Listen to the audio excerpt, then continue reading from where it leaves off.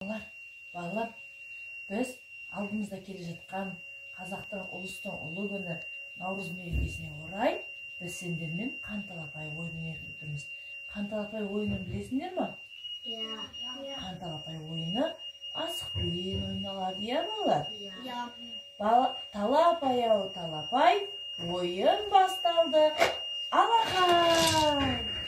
Енді осы алған асықтарымызды қайтадан жерге тізіп шығамыз, ойын ойнаймыз. Кеттік.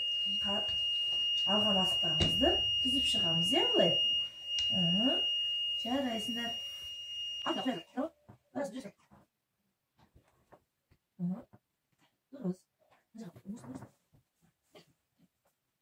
Болды. Болды. Жарайсыңдар. Енді орныңыздан тұрып. Жарайсың, тағы да. Жарайсың. Абдулла. Тағы. Жарайсың. Абу. Артур, Абдуллағыздан. Тағы. Жарайсың, тағы да. Молодец. Абу, екі асық болатынына қараңдаршы. Абуға екі асық береміз. Рамазан. Жарайсың. Демек біз асығымыз тимеді, иә балалар?